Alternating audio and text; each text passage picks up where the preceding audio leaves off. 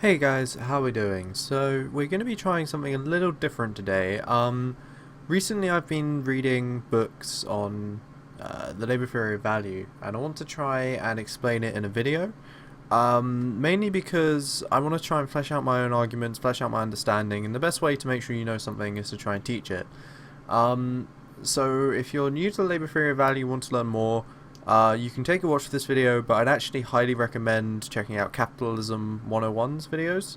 I'll link them somewhere. You can go watch them out because they're much better than mine. No, they're in more depth and they're more entertaining.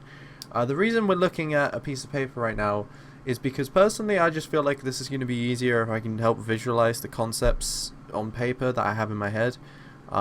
Just make it more engaging and easier to follow. Think of it as like that one Zizek talk that was animated, but without all of the, professionality and all that stuff. But anyway, so what we're going to be doing here is explaining why the labor theory of value is a thing, why it's like needed as an explanation, and the basic how it determines price and exchange value and just the basics.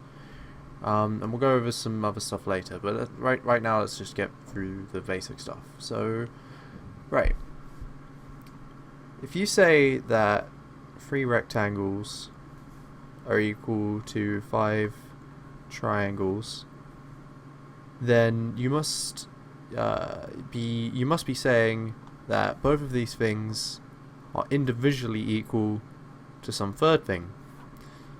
Because of course, say you substitute the shapes with letters. So 3a equals 5b, well then that must mean that a is not equal to b. So there's a difference between a and b. A and b are different, but why are they different? What's giving them this different value? And to further this example of rectangles and triangles, say you have one rectangle, and within this rectangle we can fit a certain number of right angle triangles, like so. So 1, 2, 3, 4, 5. We can fit 5. The cross-sectional area of this one rectangle equals the total cross-sectional area of 5 of these right angle triangles.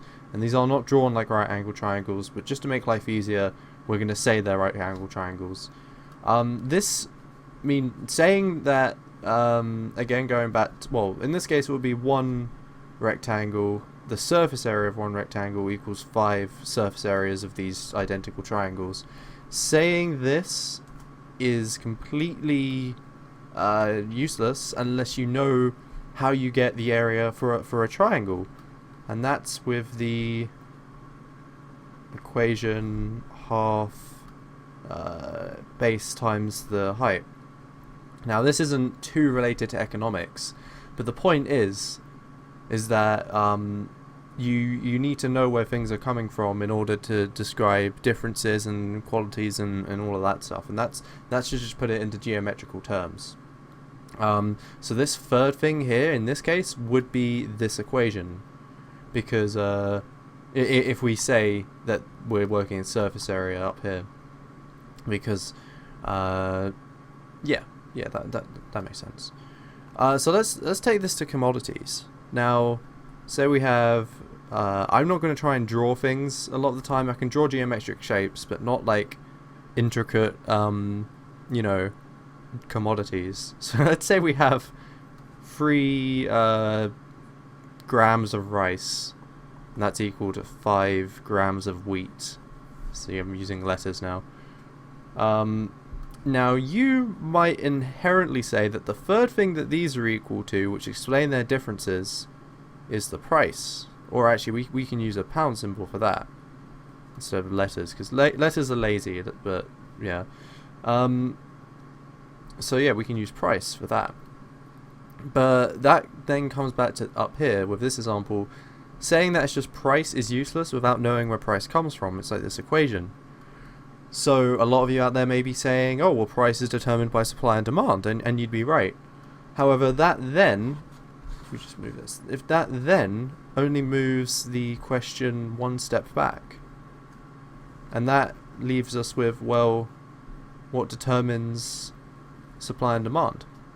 So if we draw a real quick supply and demand graph here, the idea is that the intercept is meant to be like in the middle here, but I can't draw for shit.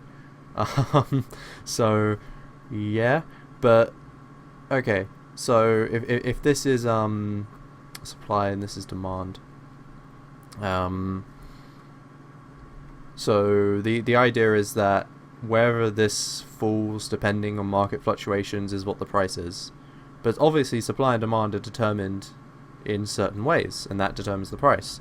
Now, this equilibrium point here that I've drawn off of is what Marxists call the exchange value. So we'll just do like x dot v to represent that. And that's kind of like the true value. And then supply and demand and market fluctuations just like go around the true value. So the exchange value and the price. So the price is whatever this equilibrium is here.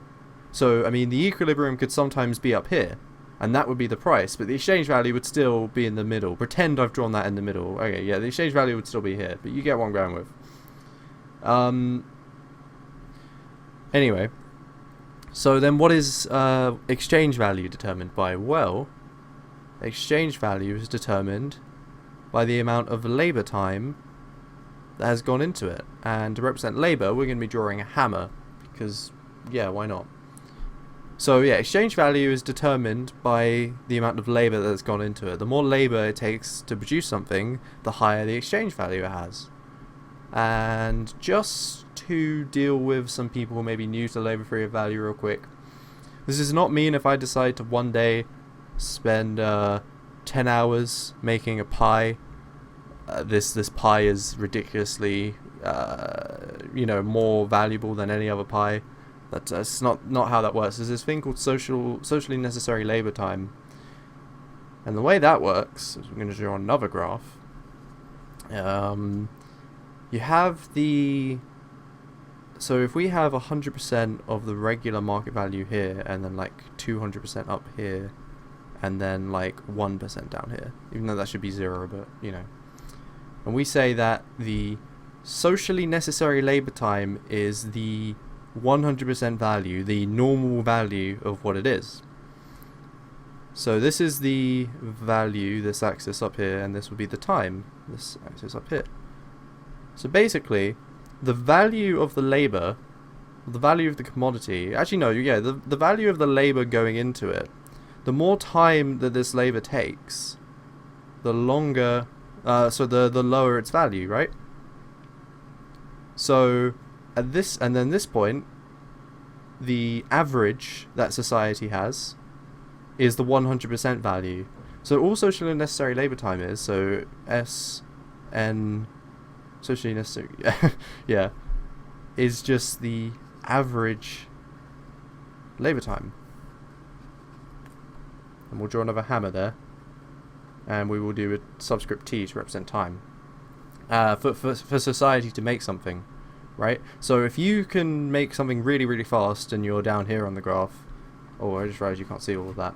Okay, so if you make something really, really fast, and you're down here on the graph, then your value is much, much higher than the socially necessary labor time, and that average value. But if you take forever, it's really, really low. That just makes sense, right?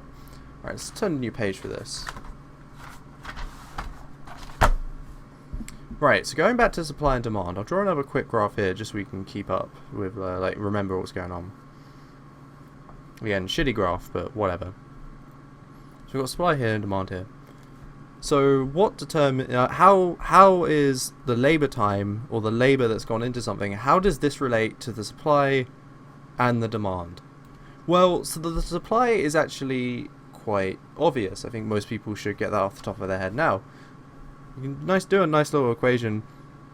If we do, again, a hammer to represent labor time with subscript T, we can say that the labor time is proportional to 1 over the supply. Now, what does that mean?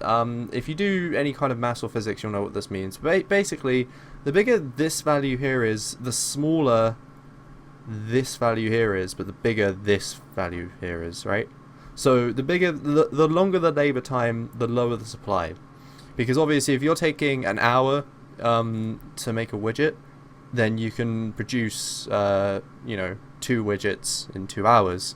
But if you're making a widget in half an hour, you can now produce 4 widgets in 2 hours. So the supply goes up, right? So that's a pretty obvious relationship between labor time and supply. But what about demand? Now, a lot of people like to think that demand is some weird, abstract kind of thing which, operates outside of the market. It's all subjective.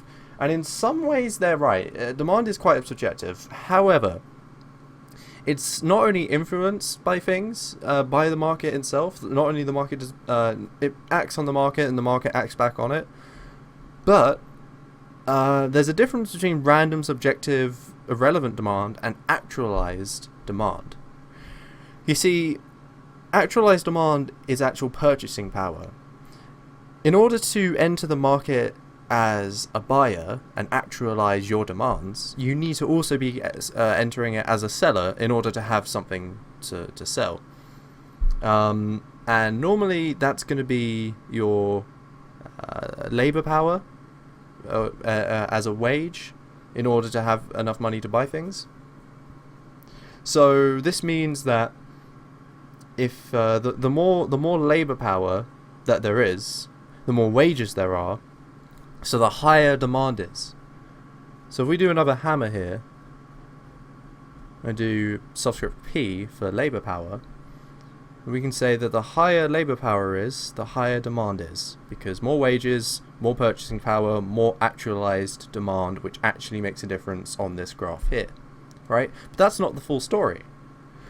We can also actually say that labor time influences demand as well, because this is actually quite obvious when you think about it. If we take price, the higher the price is, the lower the demand is. Okay, so that just makes sense. The more expensive things are, people are going to buy it less. Yeah, but the lower demand, the lower supply is, the higher the price is. So if we could substitute these two equations, then we get 1 over S is proportional to 1 over D. We have this equation up here. So we sub that in. Labor time is proportional to 1 over D. Because the more labor time there is, the lower supply is, the higher price is, the lower demand is. So these are these three equations that we have here are some of the main ways that and this one, but I don't want to draw too many boxes, but that's fine. So these three equations here are the main ways that labor power and labor time influence this supply and demand graph here to give us price at their equilibrium. There are, of course, other parts of the story, and that's why supply and demand fluctuate at all. And there are other ways to influence supply and demand. For instance, nature can influence supply. One of the reasons that Britain was able to do so well in the Industrial Revolution was because they had a much easier access to coal, so their labour time for extracting coal was much lower just because of, they won the geographical lottery there.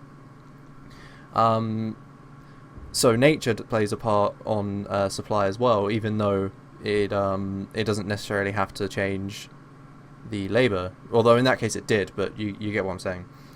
And also as well, advertising influences demand. In fact, because so many things need to be produced under capitalism, the reason advertising exists in the first place is to convince you that you need things, so you'll buy more things in order to justify this mass production under capitalism of stuff that we don't actually need to produce.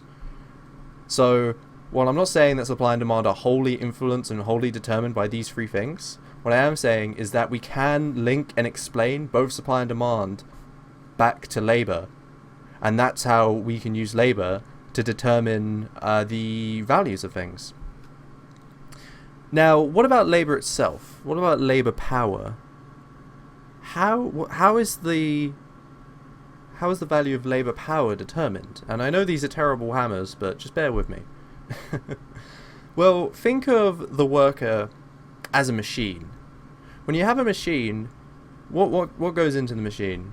So we put in the initial cost. We'll just do I. Put in the upkeep for things like just maintenance and fuel and whatever, and then out of that we have the profit. And out of the profit we take out a little bit just for savings, so that when the machine eventually breaks, we can buy another.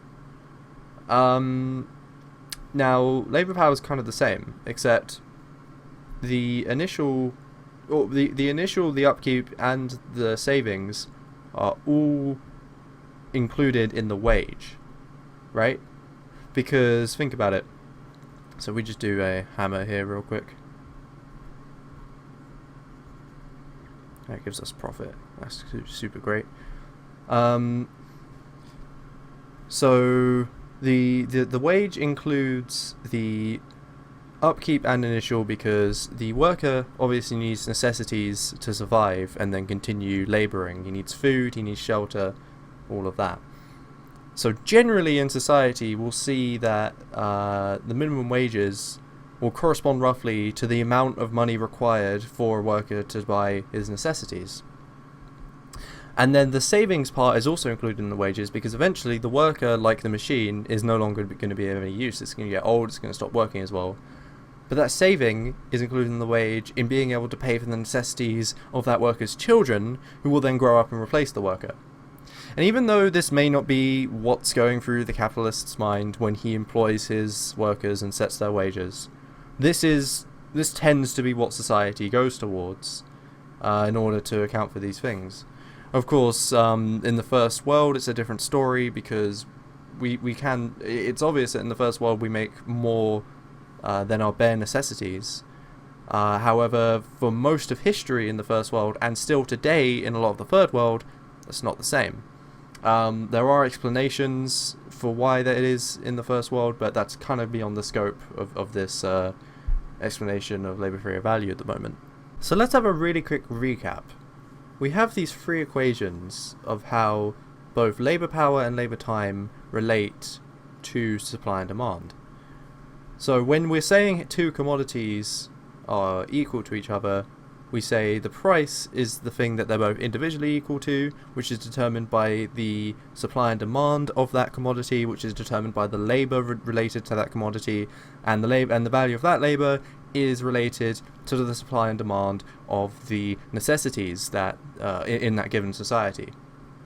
And then of course that goes back to the labour that goes into making the necessities. The reason we're not simply saying wages are determined by wages is because these are kind of like two separate systems. So this is for like a different commodity in society. Although I guess you could say that the wages of the people making necessities are in a way determined by their own wages. But that doesn't necessarily make it wrong. That just means that they're kind of interlinked, and where a small change will kind of act back on itself. So this is like the basics for the labour theory of value. Like, there's so much more to this, but this should be all we need to do a little thought experiment and show you guys how this actually applies to real life capitalism. Right, so we set up a little example here of three factories all producing the same commodity. We'll say that the kind of market standard for this commodity is about £5, and they're all producing 100 worth of this commodity. So 100 of this commodity is £5 worth. Now, the next time they make their kind of batch of commodities, one of the factories uses a new machine which increases the amount of commodities they can make in a certain amount of time. So this therefore decreases the cost of production for that same amount of commodities. So what they do is they just barely undercut the other three factories, because we'll say that now the cost of production for that many is £4, but obviously in this time they're producing even more, so they actually end up selling even more commodities. But the cost of production for that same amount is £4, so they sell it at £4.5, 100 worth at £4.5, compared to the others selling at £5. So they're actually going to be making a profit out of this competition. It's worth noting really quickly that these are called super profits and are gained through basically people no longer buying from these factories and instead buying from this factory. So no value is being created, but profit is being generated for these people in particular. But they're essentially, quote unquote, stealing these people's profits, if that makes sense. But if that doesn't, don't worry about it, because it's not too central to this whole thing. Now, any innovation in a field will eventually become universalized and be used in all competitors in that field. Because if they don't employ this new machinery, they're going to be run out of business. So either you have all of them adopt the new machinery, or you have some of them adopt the new machineries, and the one that didn't just won't exist anymore because they'll be out of business. So these factories adopt the new machinery, and now they can also produce as much of this commodity in that same amount of time for that same lower production value. But they don't instantly jump to that production value just like the first factory. They try and compete each other, try and undercut each other, until eventually their competition drives them down to this new cost of production value. Because if any of the factories start going below this, then they're no longer going to be able to, make any profits and sustain themselves. So all competition will, with the advent of new technology, lead to this. But what this now means is before 100 worth of this commodity sold for £5, with these new machines installed, 100 worth of this commodity now sells for £4. And in order to keep up this £5 profit that they were drawing, they need to sell an additional pound worth of that commodity. So they're selling more and producing more of this commodity for the same amount of money. And this leads to a lot of problems in society. This means that now we're producing even more things, and we need people to buy all of these things in order for the economy to stay stable. If people decide they still only want 100 worth, this means that the factories are now only making £4 each. Maybe they can't survive on £4. Maybe they need people to buy the extra pound worth of commodity, in which case they may deploy advertising methods or try some form of market manipulation. But essentially this kind of shows how capitalism is always requiring us to consume more and more and more in order just to keep things stable. And the second people don't consume enough, that's when you get economic crashes. And it's the crisis of overproduction. We have so much that we don't know what to do with it. But furthermore, this entire process actually ends up increasing the gap between the rich and the poor. Let's explain how. Now, as we discussed earlier, the value of labour power are the wages, which are determined by the value of necessities required for them to live and all of that stuff. Now, with an increase in productive power and innovation in technology, the supply of the necessities goes up, so the price of these necessities fall. Now essentially what this means is the real wage of the worker increases. Because the cost of necessities have fallen as supply increases, this means that the worker with the same amount of money that he's being paid in a wage, let's say he's being paid £100 for a week's worth of work, not the highest wage, but just round numbers and all of that. He's being paid £100 for a week's worth of work. Before the technological increase, £100 could buy him a certain amount of necessities, but afterwards it can buy him even more necessities with the same amount of money. Now, the capitalist will probably realise this, and now this means that the actual value of labour, if we're taking it through the amount required for necessities, the actual price of the value of labour is allowed to go down. It could go down from £100 to £75, and then they can go back to buying the same amount. However, obviously, while labour power is a commodity and it follows the same rules as commodities, there are other rules involved in labour power. For instance, the idea of class struggle. So fairly resistive workers may not like their wages being decreased just because now they can live on that. So they may resist against this, and the capitalist may not be able to get through with it, or he may only be able to take their wages down to £85 instead of £75. There's really no way to say, because it's very dependent on the situation. However, now that the capitalist is paying his workers less amount of money, because they can now live on lower amounts of money, this means that because the capitalist is paying lower wage, he has higher profits. And what does he spend these profits on? Well, he can choose to spend these profits on an increase in raw materials or more means of production.